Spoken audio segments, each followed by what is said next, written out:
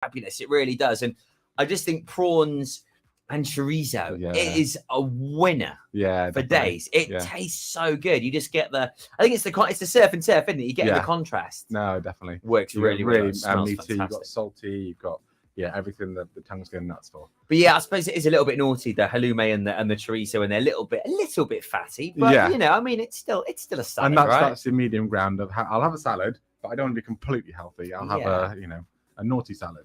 Exactly, but at the end of the day, though, you've still got to get your goodness. You got to get your fats. It's all about having a good balanced diet. Yeah. And then secondary, then we've got a bit more of a healthier salad here. So we've got apple braised pork cheek. So you don't see pork cheek much on menus, but they're really lean.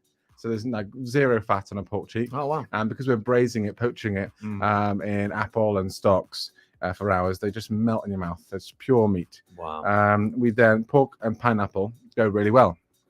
Again, you're playing on the sweet and salty. So that's Pembrokeshire sweet chili on the glazed pineapple, and then you've got an Asian slaw for a bit of crispness, and again this pickle salad. Again, so it's just a party in your mouth, basically. And that's more on the healthier side than that one then. Nice. We just want to do slightly different salads, no? Yeah. Sort of ones that are a bit more interesting. And I mean, you certainly mixing it up. I mean, I'd never have thought of having sort of pork with a salad. Yeah, that's right. And the cheek, because they are that size, they're quite presentable then. They're not like big shreds of pork. They're just little nuggets that keep and portion them well, and they're very well. Looks delicious, smells fantastic. I wish we could have like smell a radio. Smell a radio. Send it down the wireless and onto our socials. I mean, it smells absolutely fantastic. I mean, where do you get inspiration, and how do you get ideas for switching up the menus, Ben? I mean, it's quite hard. I could imagine. It's like you've got, for me and for Ellie, when we're thinking about a menu, you've got to be in the right frame of mind. You've got to. It's like a poet, like a writer or a poet. You've got to be in the right frame of mind to get inspired. But we do look at Michelin star restaurants. We do look at Great British Chefs .com.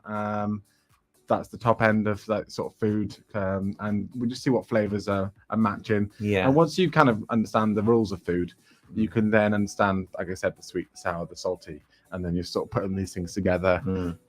We can't always look at seasonality with every single ingredient, because in Pembrokeshire, there's not lots of ingredients that are sort of right for the right now sort of thing. So we just see what's going on at sort of the higher levels, and then just try and put it into what works for us. Which is only, like I said, as a small team in Pembrokeshire and in a takeaway market. So then that sort of develops loads more parameters in itself. What's good in the packaging, what sells well, general flavors.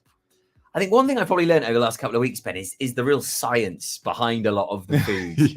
A lot more to it. And then of course the practicalities of actually really infusing that with a good product and running a business. It must be quite difficult in a sense. 100%. You don't want to compromise the quality, but at the same time, you've got to have that sort of. You've got to be wise on what you're spending, where you're getting your ingredients from, whether it's from down the road or whatever it might be. It's fascinating. There's lots to think about when you're writing a menu. There's obviously how you can perhaps batch cook something, freeze bits down, how things reheat. Do they reheat well?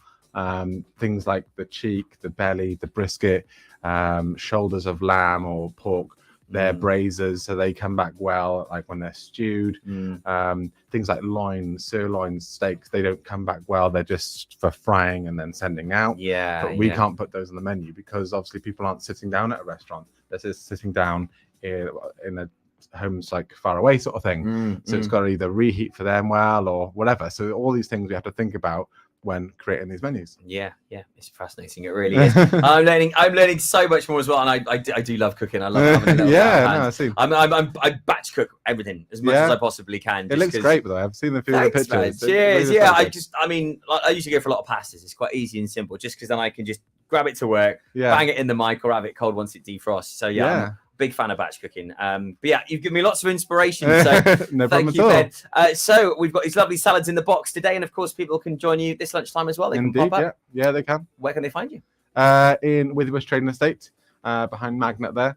And again, we're open from 12 till 3 and 5 till 8. Yeah, the food is absolutely fabulous. Treat yourself. Go on, get yourself up there for a bite to eat today. Ben, it's been an absolute pleasure. See you again same time next week. Nice one. Cheers. Ben Gobbi, what's in the box?